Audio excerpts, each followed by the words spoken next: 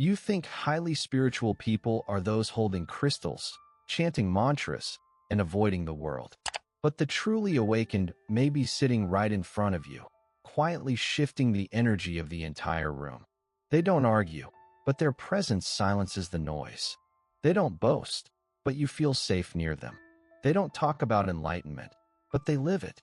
Today, you'll discover 5 signs of those who are deeply and quietly awake, backed by real-life examples and timeless spiritual wisdom. Trait 1. Their presence heals without words. Have you ever met someone whose mere presence seemed to calm your chaos, without them saying a single word? People with high spiritual awareness don't always carry titles like healer, but they emanate something far more powerful: stability. Their presence is like steady ground beneath your feet or a warm sunbeam on a cold day. They don't try to change you, yet somehow you begin to change around them. Take Irene, a trauma therapist who once attended a spiritual retreat. Among the participants was an unremarkable-looking man in his 50s who rarely spoke or participated in discussions. But whenever someone broke down in tears, he was always the first to offer a tissue or hold quiet space. Later, many participants confessed, "I didn't even talk to him much, but I felt safe around him." Energetically, such people carry what some call a stabilizing frequency. Edgar Cayce described it as the mind state that becomes a silent beacon, felt even when nothing is spoken. Carl Jung also believed that true healing doesn't always come through words, but through the soul of one whole person accepting the soul of another. This is not charisma. It's not performance. It's energetic purity. They have no false fronts, no effort to convince, because their presence says it all. Trait 2. They stay clear in the middle of chaos. Most people get lost in emotional storms, but those with high spiritual awareness become like lighthouses. They cut through the chaos and see the truth underneath. It's not detachment. It's a higher kind of awareness. They don't get swept up in every emotional wave. They don't lose themselves in external noise. Instead, they see through it, to the wounds, the fear, and the unspoken needs hiding beneath the surface. Take Luna, an artist whose father was suddenly hospitalized. Her family panicked. Some yelled, others denied what was happening. But Luna stayed calm. She spoke with doctors, comforted her mother, and even played classical music her father used to love. Later she said, "I felt my fear, but I knew that fear wasn't the whole of me." Edgar Cayce once said in a dream reading, "The soul rises when the mind is confused, because it has already seen beyond the chaos." Carl Jung spoke of the centered self, saying, "At the deepest level of the soul, there is a still point that cannot be disturbed." This clarity isn't about suppressing emotions. It's about honoring them without drowning in them. That's spiritual maturity, the soul's way of answering chaos. Trait 3. They recharge through solitude. Have you noticed that people with high spiritual awareness often prefer solitude? Not because they're antisocial, but because they understand that real energy doesn't come from noise. It flows from inner stillness. In an interview, Leo, a natural healer, shared that he walks alone in the forest every morning. No music, no phone, just the wind and the birds. "That's my soul bath," he said. In that sacred silence, he finds clarity, creative breakthroughs, and the energy he needs to help others heal. Edgar Cayce emphasized this often. In solitude, the soul speaks with God. He believed that those who don't run from silence, who don't depend on constant stimulation, are the ones truly advancing spiritually. Psychology has a similar concept called the introvert recovery curve, describing how some people recharge after social interaction.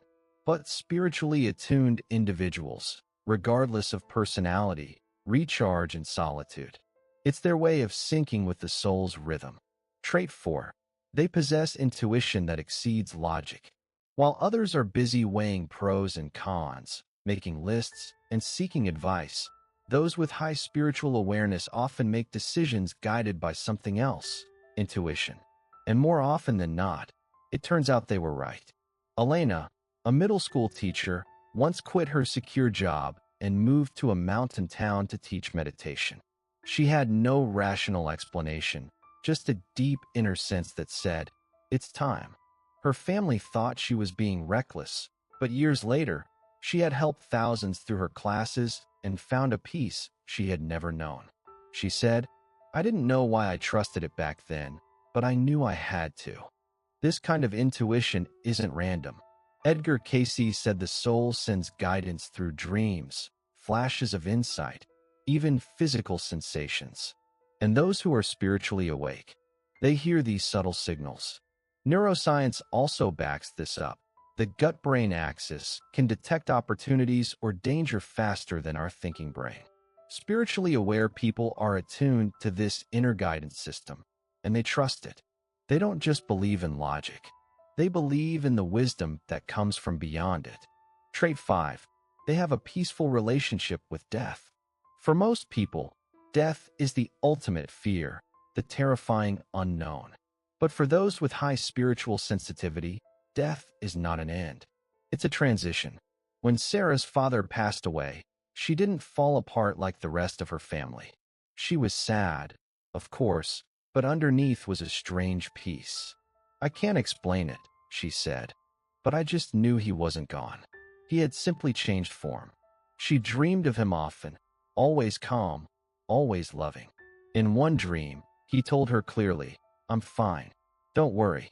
After that, her fear of death disappeared entirely. Edgar Cayce often said, "Death is merely the soul stepping out of the body, just as naturally as taking off a coat."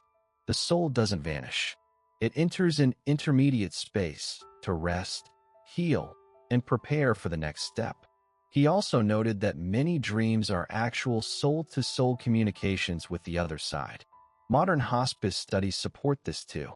Many report seeing deceased loved ones or feeling bathed in light and love near the end, not as hallucinations, but as glimpses of the soul's return home. So those with high spiritual awareness don't deny the sorrow of death. But they understand it's not the end. It's a return, and that serenity may be the most beautiful thing about them. True spiritual awakening isn't about becoming radiant or revered. It's a quiet kind of breaking. A breaking away from who you thought you were. A quiet rebellion against the illusions that kept you numb. A soft goodbye to the versions of life that no longer resonate with your soul. This path is not glamorous. It's lonely. It's disorienting. You'll question everything, even your sanity. But in that silence, you begin to truly see, not that you're separate from the world, but that you're finally aligning with the deeper rhythm of the universe. Spirituality isn't an escape from life. It's a devotion to living it more consciously, more fully, more soulfully. Maybe no one sees the miles you've walked in darkness, but every step has shaped you. Every scar has taught you. And your presence, exactly as it is already sacred.